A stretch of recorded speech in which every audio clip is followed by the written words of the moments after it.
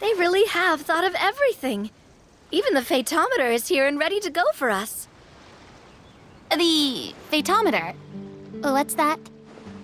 It's a card that's used to determine action success or failure. We'll need to use it when we try to use certain skills. And what about all the dessert and tea? Is that for us as well? That's what the message said. Oh, really? That's so nice. It feels just like a tea party with friends. Those snacks have Paimon's name written all over them. I think you might be more of a snack hunter than a Marachaussee Hunter, Paimon. Snack Hunter Paimon reported for duty. If there are delicious snacks to be found, Paimon will track down every last one. The desserts are great, but I'm still looking forward to the story more than anything. Very fair. Then, let us begin. First, please pick up the blank character cards in front of you, and write down your name and profession. You can find an abbreviated version of the rules printed on the back of your character card. If you have any questions, feel free to ask me. In this story, everyone is a Marechaussee Hunter. To reflect this, the club has prepared a small badge for everyone. Ooh, nice! As hunters, you have proficiency in swordsmanship and fighting by default, so there's no need to allocate any additional skill points to those areas. Swordsmanship? So there's a fighting part to all of this? Paimon's not sure she can do all that on her own. Maybe Paimon can just stick with you? Why don't you share a character card then? The Traveler will be the Marachaussee Hunter, and you can be his little floating assistant. Kinda like in real life. So, for the name, do I fill it out with the name of my character? Yep, it can be any name you like. You can use your real name too if you want. I do that whenever I get too lazy to think of a new name. Oh, so it would be like experiencing a different life, but still as yourself. That's not a bad idea. In that case, I think I'll continue to use the name Linny then. Next up is the skill sheet. You have a limited amount of skill points that you can use to learn a number of skills. The more points you invest in a particular skill, the easier it will be to pass associated checks. I'll take persuasion and investigation.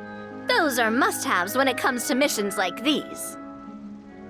Oh, those skills sound like they'd be useful for gathering intelligence.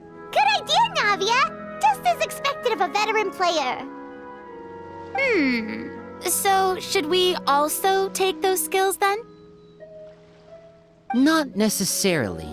Since we're working together as a team, we could leave the negotiations to Navia and use our skill points to pick up other useful skills. For example, I think I'll take stealth and sleight of hand. That will give us more options if we run into any situations we can't negotiate our way out of. Oh, interesting. I wasn't thinking about it like that. I suppose it's not so different from an acting troupe. Everyone has their own role to play. Let me see. I'll take arts and performance. I'm not quite sure what use they'll be, but I'm not as knowledgeable about the other skills, and I am not too confident I'd be able to roleplay them well. Well, that leaves us. What do you want to learn, Traveler? Oh, something that'll help you get a read on other people's thoughts. Sounds useful.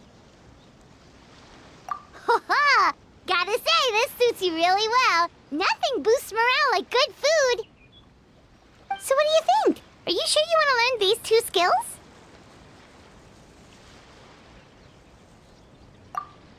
Let's see.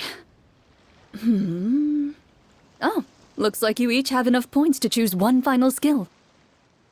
You've all picked such classic skills. It's fine to go a little bit out of the box, you know. Why do I get the feeling she's getting ready to cause trouble? For example, this one here. Summon. Doesn't it sound super mysterious and cool? Oh, I saw that one just now as well.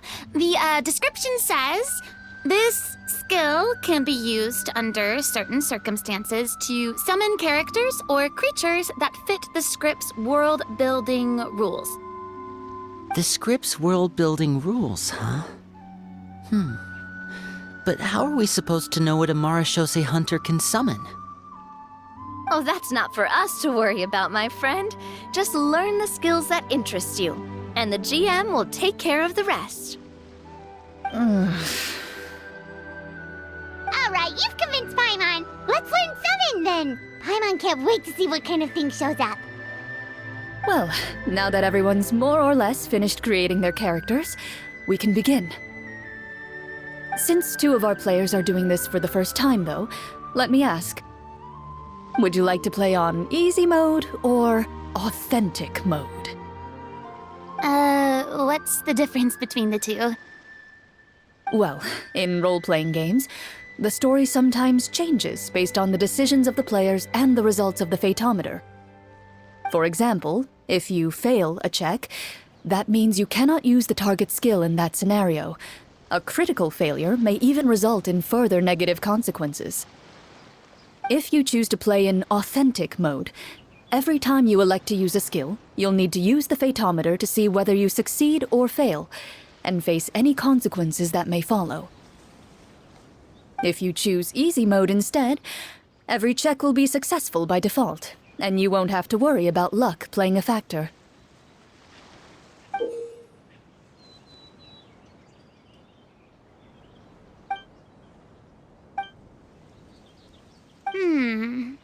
Given that I'd like to focus on the story, I suppose I should pick easy mode. I'd feel bad if I brought the team down by failing my checks. Huh? Oh, come on. Don't worry about that. RNG is the lifeblood of role-playing games. I'm going with authentic mode for sure. Never knowing what you might have to overcome. Ugh, doesn't that sound exciting? I'd rather be mentally prepared for what might happen. All right, then I'll mark down Farina for easy mode. All her checks will be successful by default. As usual, Navia and Linny will play on authentic mode. What about you, dear partner? How would you like to play? Are you sure? Trust me, you'll see the beauty of RNG. Honestly, I don't think Clorinde would make things too difficult for us no matter what the Fatometer says. Isn't that right, Clorinde? No promises. That wasn't super reassuring. Well, anyway, enough talk. Let's get started. I want to experience at least a good chunk of the story today. Speaking of the story, why is the beginning scene on a beach? Well, that's because... A long time ago, back when human civilization was still in its infancy, powerful demons and evil sorcerers ruled over the land. They created a host of monsters and sent them to slaughter all humans in existence. Soon, a group of human rebels banded together. With their swords raised, they swore to brave the darkness, and in doing so, subdue each and every monster that sought their destruction. They became known as the Marachaussee Hunters.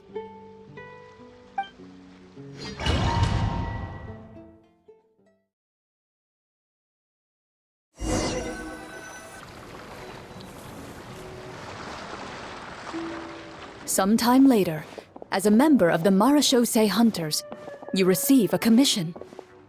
Following the address provided on the message, you take a boat and arrive at this strange city. As you inhale, you can taste the slightly salty air of the docks as you begin to survey your surroundings. There aren't many people in the vicinity, but you do take note of a few others who, like you, seem to be sizing up this place.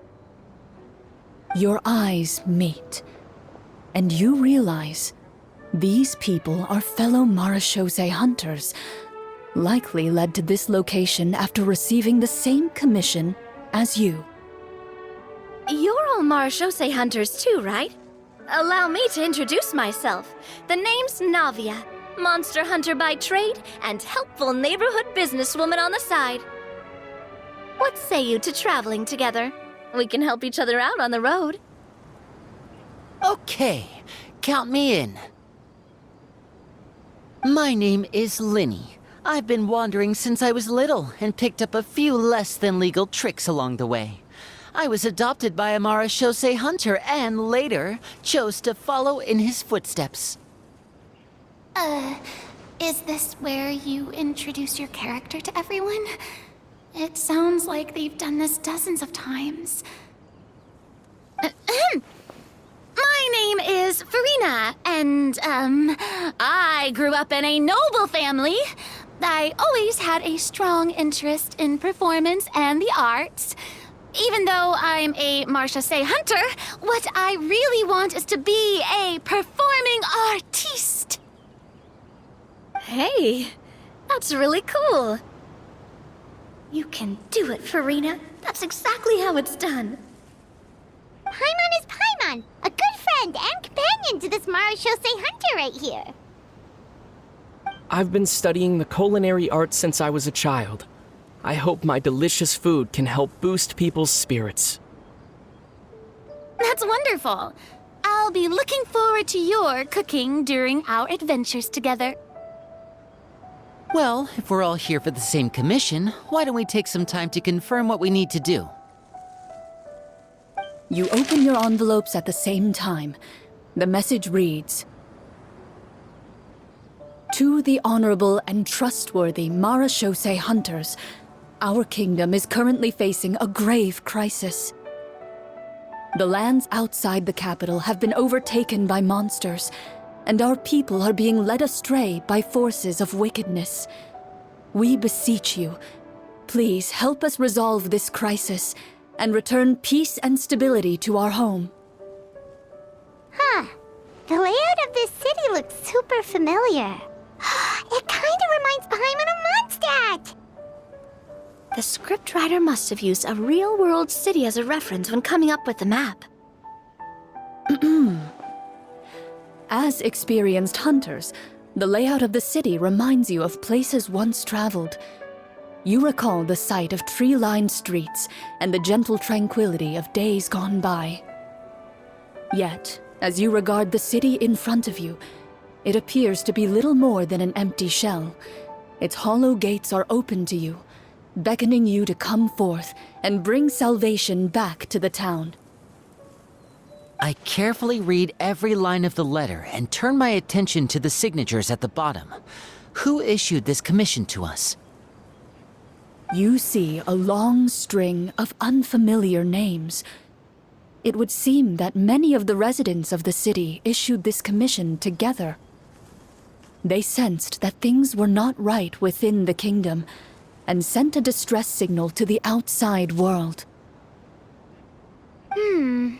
In that case, why don't we take a walk around the city and see if we can learn anything from the local residents?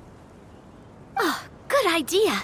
We might be able to get some leads on the monsters and bad guys we're after.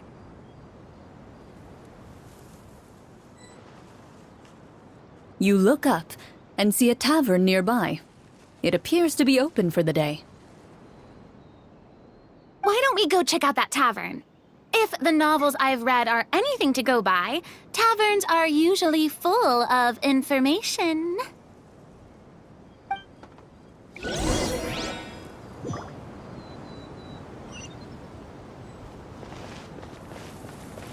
As you approach the tavern, you find a plainly dressed woman standing nearby. She appears to be rather troubled about something.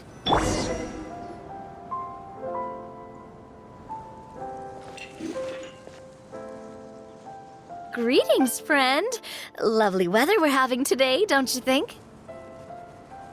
Oh, hello. I suppose you're right. The weather today is quite lovely. If only those monsters out there would stop causing trouble. It seems like every character included in the script has a certain amount of useful information to offer. If we keep asking questions, we might be able to get some good leads. Oh, come now, don't be sad. Life is all about optimism. Oh, that reminds me. What did you have for breakfast this morning? Huh? I don't think that's the kind of question we're supposed to ask. Nothing turns a frown upside down like good food. How about some macarons? I could make you some. You didn't even take cooking as one of your skill proficiencies.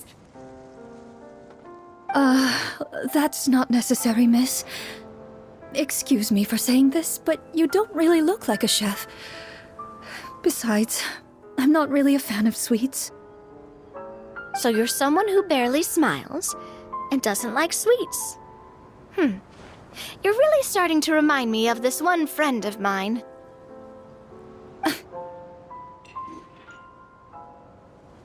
Hey! Did she just... me? Clorinde must have broke character for a second. This isn't getting us anywhere. Traveler, maybe you can think of something.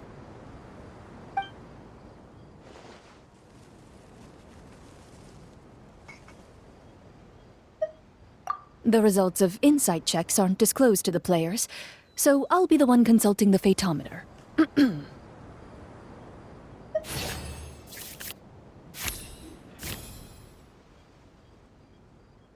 You recall all the lessons you've learned in your time and begin to carefully observe the woman's mannerisms.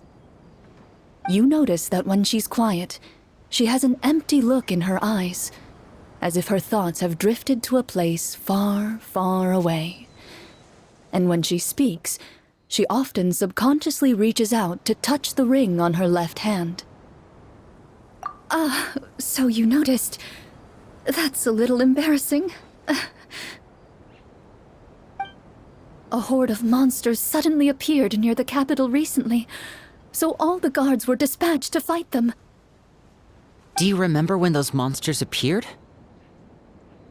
I'm not completely sure. All I know is that my husband was dispatched to fight them 3 days ago. Do you know where he was sent? It all happened so fast. When we said our goodbyes, he couldn't even tell me where they were sending him. You have our thanks, friend. We'll find and defeat those monsters as soon as possible.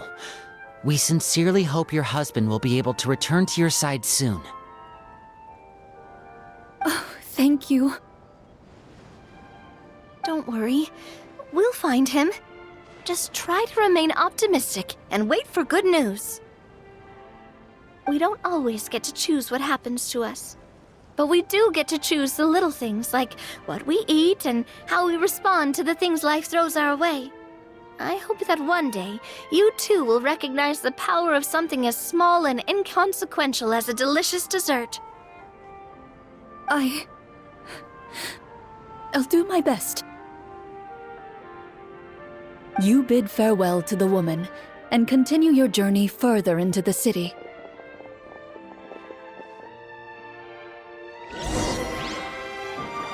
Shower me with praise!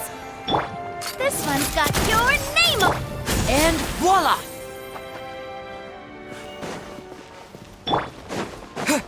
As you venture further into the city, the streets appear largely empty. An elderly woman walks past. You see her shake her head as she puts away her wrinkled wallet. A nearby merchant folds his arms and gives you a disdainful look. You get the impression that he's someone who has long gotten used to the sight before him.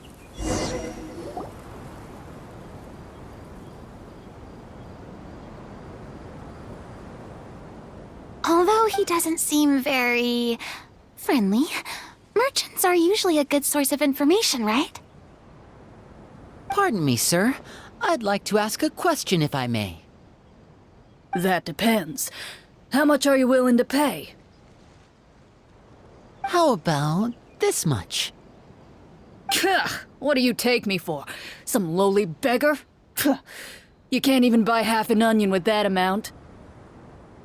Surely an onion can't be that expensive, right? What do you know? War is nearly upon us. Everything costs several times what it did before. If you're not gonna buy anything, then scram. Whoa, what a nasty guy. Maybe we shouldn't even bother talking to him. But he still might have information we need. Traveler, can you think of something? Okay, while everyone is talking, I secretly use my magic props to summon a bottle of wine without the merchant noticing.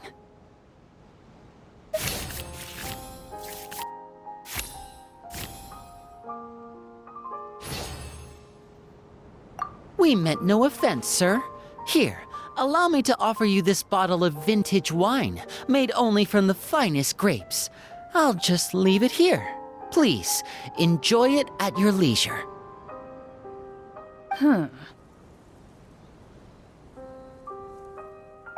I should mention that this wine is the perfect accompaniment to a meal. I'd suggest enjoying it with dinner. All right. Go on and ask. What do you want to know? Do you have any information on the monsters or the crisis that has overtaken the kingdom? Crisis. If you ask me, there's a crisis everywhere you look. Those monsters are camped outside the city, and they've been destroying all our trade routes. We have limited reserves within the city, so if this continues, we're all gonna be in big trouble. Wait, you're saying no one has put a plan in place to distribute supplies or maintain order? We could all starve, and those nobles in the palace wouldn't even break a sweat. Who knows? Maybe they've been in cahoots with the monsters all along. That is concerning. Thank you, sir. We won't take up any more of your time now.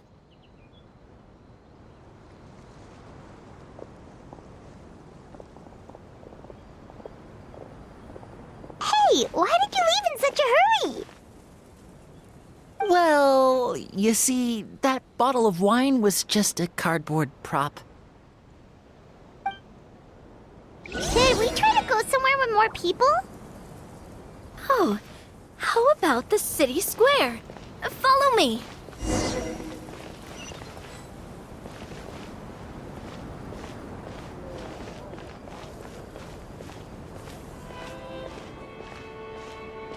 Before you lies the city's central square. You see a man with a slightly anxious look on his face, pacing back and forth, his head hanging low. He doesn't seem to notice your approach.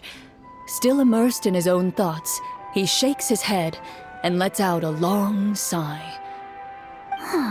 This guy seems promising enough. Maybe I can get some information out of him. Hello, sir. Is there anything I can do to help you? Oh, wait, you're... I'm... Oh, dear goodness! You're a Marachaussee Hunter! You recognize us? Are you one of the people who wrote the commission letter? Yes, yes! Oh, I didn't expect you to actually come! Oh, what great news! The city is saved! What happened here? Alas, we once lived comfortable, carefree lives. This city used to be free of monsters. The first Marachaussee Hunter, Casiodor, the Golden Hunter, he was the one who drove them back.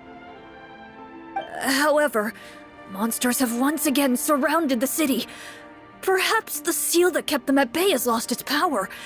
Or perhaps an evil sorcerer has been meddling in our affairs.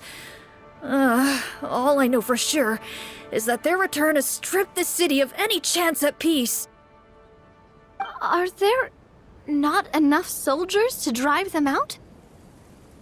It's not a question of numbers. The guards simply have no idea how to deal with them. Most people my age have never even seen one of the monsters, much less been trained to fight against them. What's worse, many of us don't even know the history of the Marachaussee Hunters anymore. When I was a child, though, my grandfather would tell me stories about how the Marachaussee Hunters drove back the monsters. So, on the off chance that something might come of it, I decided to reach out to you. To be perfectly honest, I was starting to think all those stories were just tall tales. But now that I've seen you in person, I finally know that it was true! Well, you can rest easy, friend. The righteous and formidable Marechaussee Hunters are on the case. The man is touched by your determination and resolve. His eyes begin to well with tears of relief. Still, if we are going to hunt the monsters, we need to know where to find them. Can you give us any leads? All I know is that the area outside the city is dangerous. I'm afraid I can't point you toward a specific location. Oh, although, if you leave the capital through the main gate and follow the road, you should run into a group of guards. They might know more about where to find the monsters. I see. We'll go look for them then. All right, be careful. Oh, and one last thing. The monsters outside the city are just part of the problem. There are evil sorcerers inside the city as well, so be on your guard. They're actively working with the monsters, and have corrupted the court ministers with malicious magic. They're the reason why, even inside the city, everything has been a giant mess. Even one of our kindest ministers has turned into a boorish and unreasonable figure, interested in nothing but enacting laws that exploit the people. Who knows how much longer we'll be able to go on like this. Talk about being stuck between a rock and a hard place. I feel bad for him. Maybe we should try to cheer him up? Huh? Like, now? Is this really the right time? I appreciate your kindness, but for now, it's more important to focus on the crisis at hand. Brave hunters, I leave the future of this kingdom to you.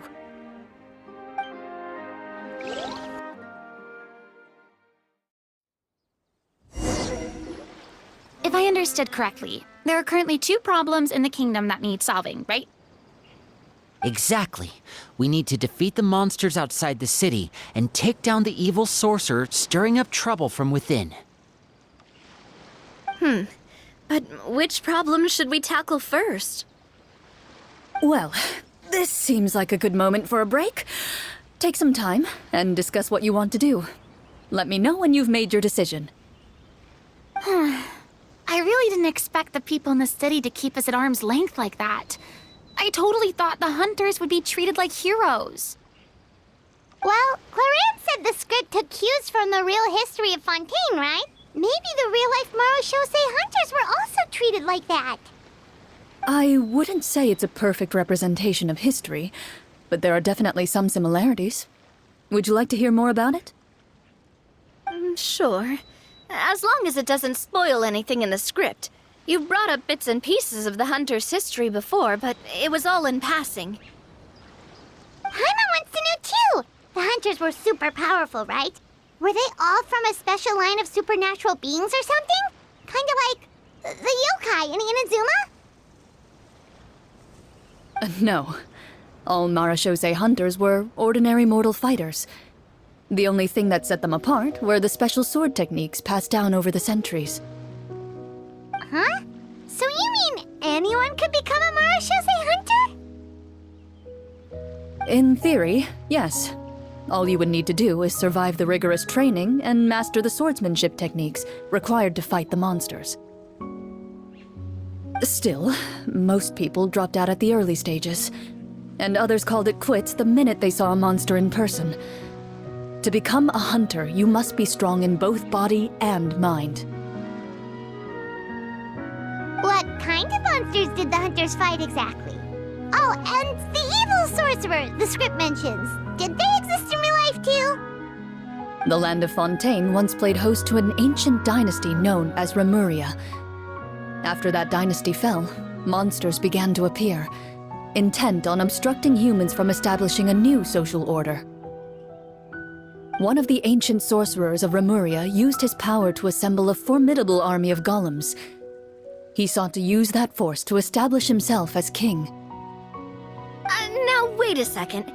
Don't tell me that guy was the inspiration for the evil sorcerer in the script. We still haven't found any in-game information on him yet. So, why don't you talk about someone else for now? Well, I wasn't planning on going into anything you might be able to find out in the game. But if you want me to talk about something else, then... How about Casiodor, the Golden Hunter? Or Egeria, the Ex Hydro Archon? Wait, but those people are all from a super long time ago. Where did you learn all this, Clorinde? From my master. Huh.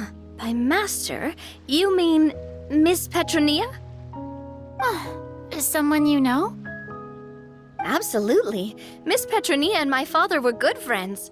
Back in the day, she would often bring Clorinde over to play, but then... Let's not get off topic. Anyway, back to what I was saying. Responding to Egeria's call, a number of warriors followed Casiodor into battle against the monsters. This group of warriors, under Casiodor's leadership, became known as the Marachaussee Hunters. Yet, as Fontaine entered an era of peace, their work gradually became obsolete. The Marachaussee Phantom, originally an association made up of hunters, eventually came to be predominantly comprised of Melusines. Ah, I see. That explains why most of the people in the script have forgotten the hunters or think of them as nothing more than a legend. Is that really a bad thing, though? It can get tough always being the one shouldering everyone's expectations. Depends on who you ask, I suppose. If the name of the organization no longer commands respect, investigative work is bound to suffer. Speaking of investigations, which problem should we tackle first? Monsters or evil sorcerer? I vote monsters. That's the main duty of the hunters, right? We can come back to the sorcerer later. Well said, Miss Farina. Plus, if the sorcerers really are the masterminds behind this whole thing, defeating the monsters could give us some clues on their intentions as well. What about you, partner? What do you think?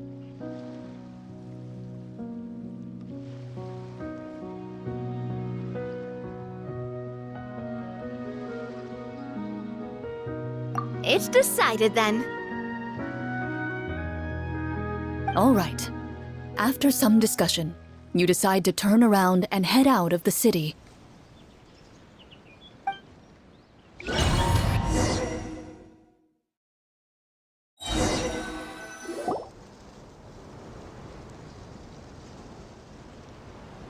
Let's take a look around, like that guy said.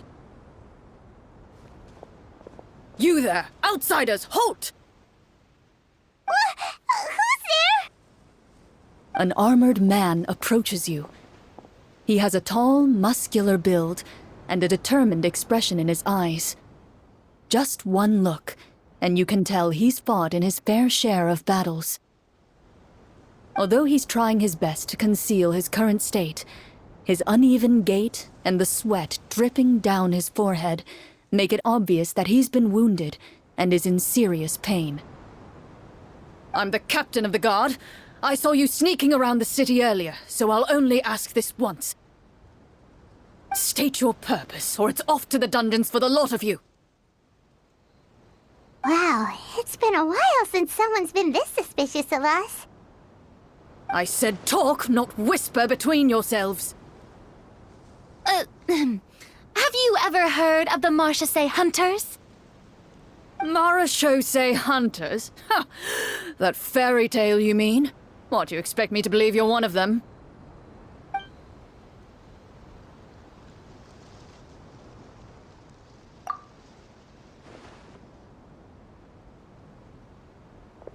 Sir, we were indeed in the city earlier, but our purpose was only to gather information on the monsters.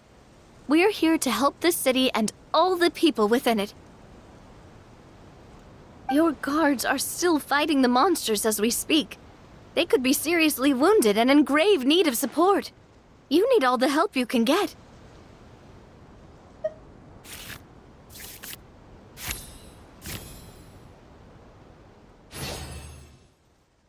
The man regards you with doubt and concern. After a period of inner struggle, he lets out a long sigh and informs you of the locations where the monsters have appeared. Those monsters aren't easy to deal with, but if you insist on going, I won't stop you either. I just hope all the guards will be able to come back to their families alive. I wish you the best of luck. Yoo-hoo! Step right up! Umbrella warfare, I guess. Based on what the captain said, the monster should be right up ahead. Let's go. Hopefully we're not too late. As you approach the battlefield, you see numerous people lying by the side of the road. They appear to be dressed like guards. Their faces are filled with desperation and terror. Some are screaming and cursing in vain, as if still trying to banish the monstrosities they saw from their minds.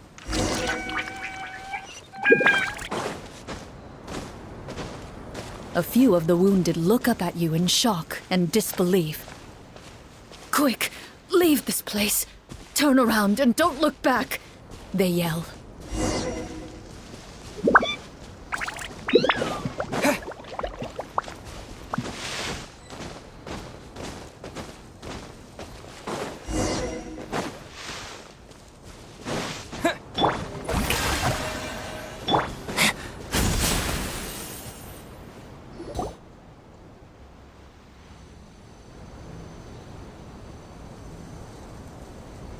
This is the place he mentioned, right? You see broken iron swords scattered all around you, and downed trees riddled with terrifying claw marks. All the signs point to one thing. A truly devastating battle just took place here.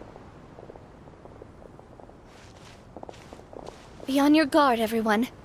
The monsters might still be around. Before you can finish your sentence, you hear rustling sounds from the surrounding bushes. The monsters have emerged. They close in on you without fear.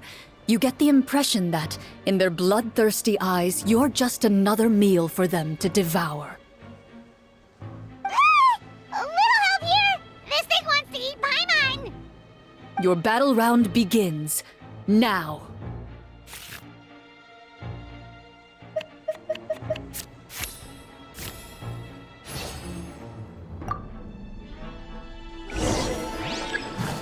Shower me with praise! Let the world come on! Let's get this show on the road! The next battle round begins now. Umbrella warfare, I guess! The monsters let out a terrifying roar of anger and resentment before dissipating into thin air. Ugh, thank goodness it's over. We're lucky the Marachaussee Hunter class came with all those preset skill points. Otherwise, we would have been in some real trouble. I never knew the photometer even determines the amount of damage you inflict. If you get unlucky, isn't it just game over right then and there? That's part of the fun. The uncertainty of fate is what gives these games their appeal.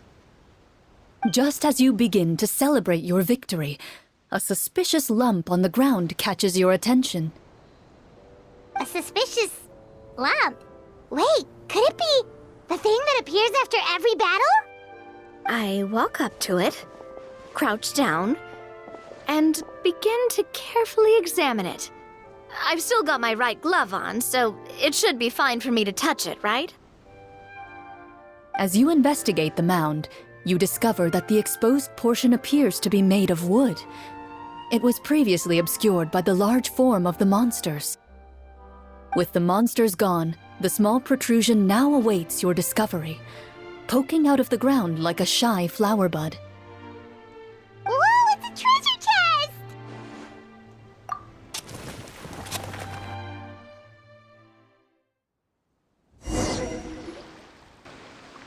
With everyone's help, you successfully excavate the wooden chest from the ground.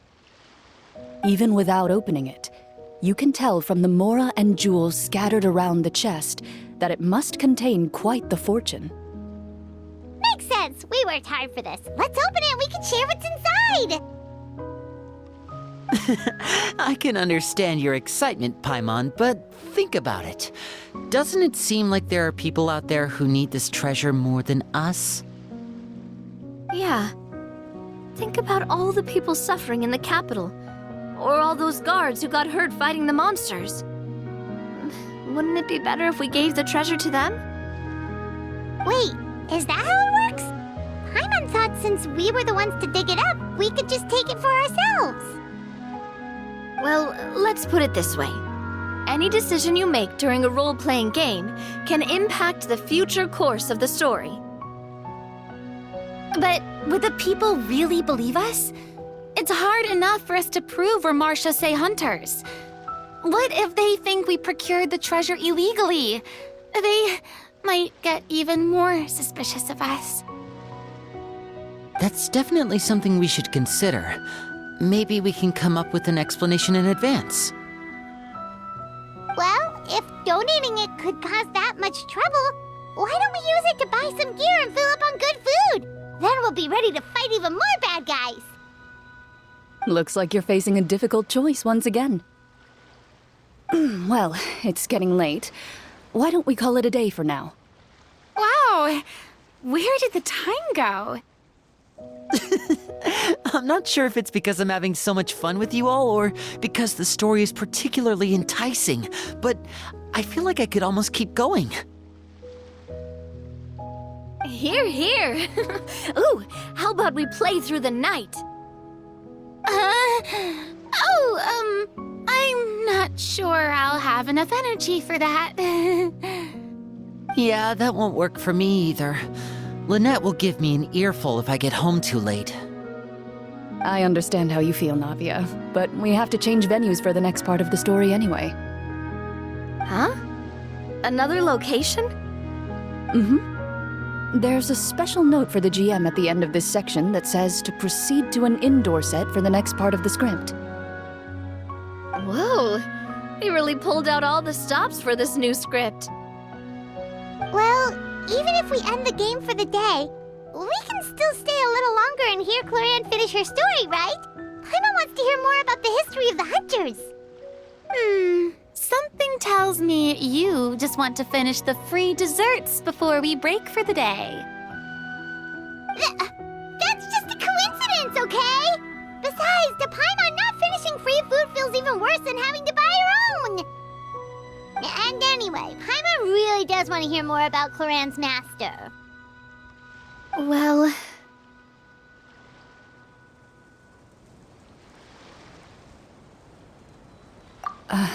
It's nothing. I appreciate the concern, but it's all in the past. It won't do any harm to share these things now.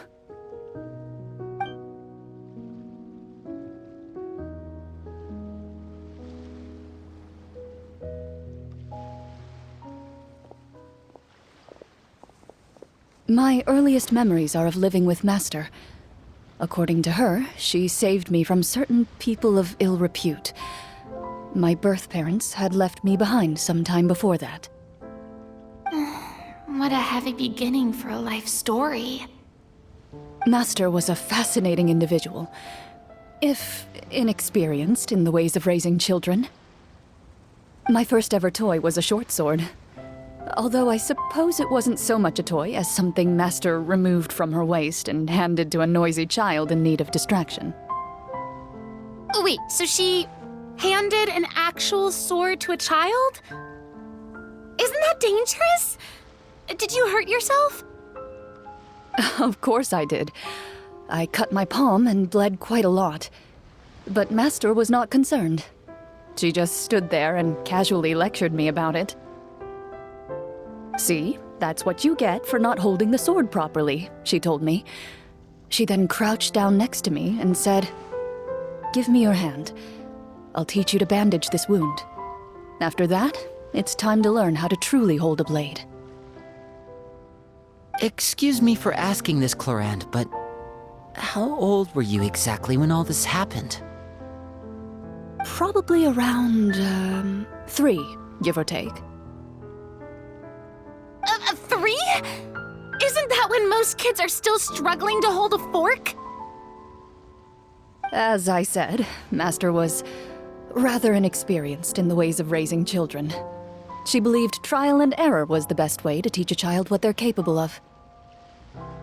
I'm not so sure this is a question of experience. I didn't see anything wrong with her ways at the time. And anyway, children don't get to choose how they're raised. Oh, she did bring me back a pet from Liyue once. It was a Geovishap hatchling. A Geovishap hatchling? For a pet? That seems even more dangerous! What she said was this: make sure to get along, you two. If you really can't agree on something, just settle it with a fight. Whoever loses is the real pet. And how old were you when this happened? 5. Well, did you win? No, I lost. So, you're saying you actually became the Geovishap's pet? Yes, but only for a week. By the end of that week, I defeated it in combat, and we've shared a cordial relationship ever since. That really doesn't sound like the kind of childhood someone should have. Later on, I gradually understood that Master most likely didn't know any other way to raise a child. She was a Marachaussee Hunter, but I never heard her bring up her own parents.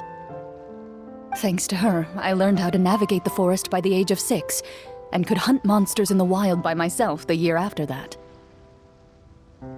Even though the training she subjected me to was strict, she always made sure to take me traveling when she had the time. We met many of her friends during those days. That was also how I met Mr. Callis and his family. I still remember the first time we met. You were too scared to join our picnic and hid behind Ms. Petronia the whole time. I still hadn't really met many children my age at that time, so I didn't know how to interact with others. After that, though, you started coming over a lot. You loved challenging people to shooting competitions, remember? I don't think many members of the Spina ever beat you in one of those. I had a lot of fun during those days. I enjoyed them too. Oh, do you remember that one time we went exploring around the Spina together? We overheard Papa call your master Fontaine's Protector of Justice.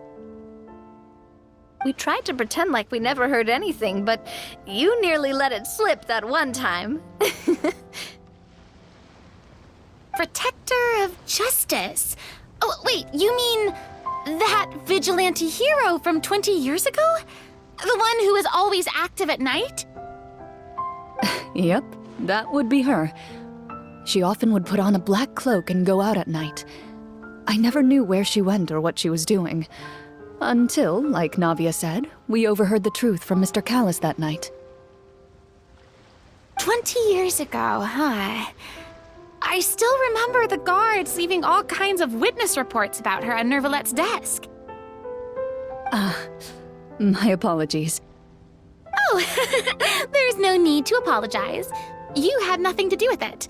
And anyway, everything she did was for a good cause. Although, calling herself the Protector of Order was a bit much, especially when she deliberately operated outside the law. Huh? When did the Protector of Justice become the Protector of Order? Oh, she had a bunch of code names. I heard she would just come up with a name on the spot whenever she was asked. Later on, she probably got sick of answering those questions and decided to stick to just two. The Protector of Justice and the Protector of Order. That sounds like her, all right. I bet she forgot which of the two she'd use by the time she got back each night. Well, she certainly sounds like a fascinating individual. With her strong sense of justice, it's no surprise her student followed in her footsteps. It's true. I always wanted to become like her. Someone powerful, independent, and with a strong sense of conviction. But...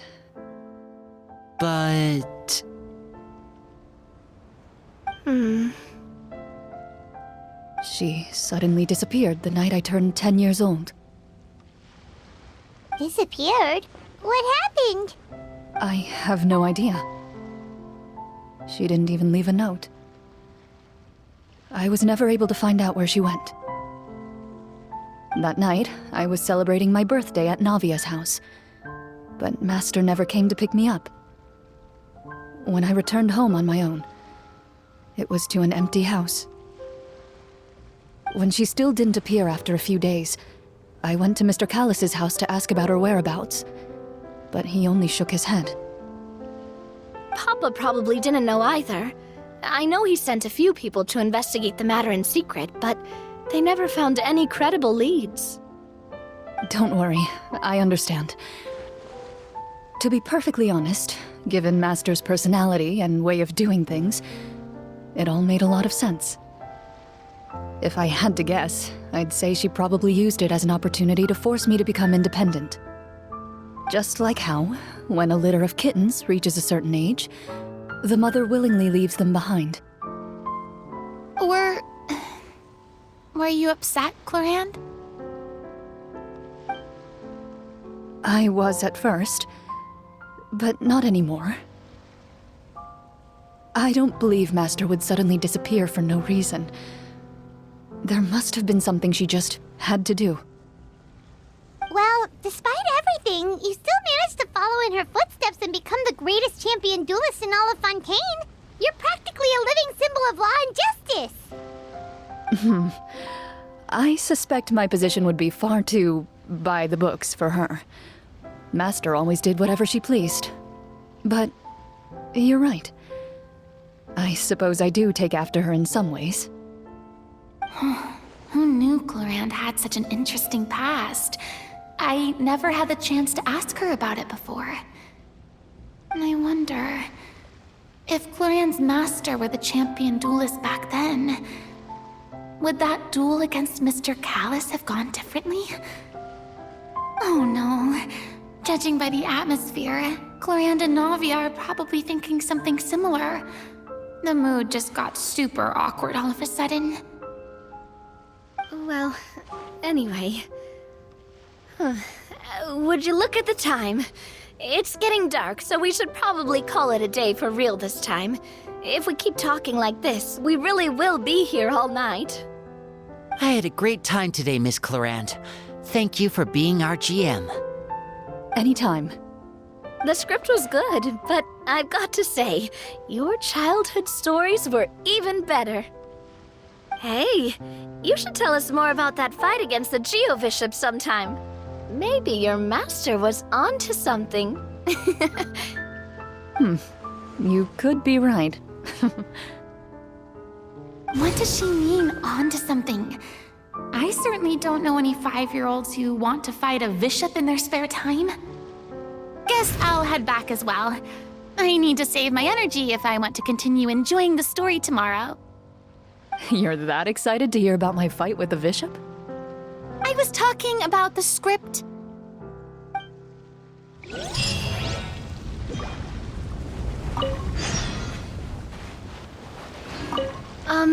Just between the two of us, could you tell me what it was like to be the Geo-Bishop's pet?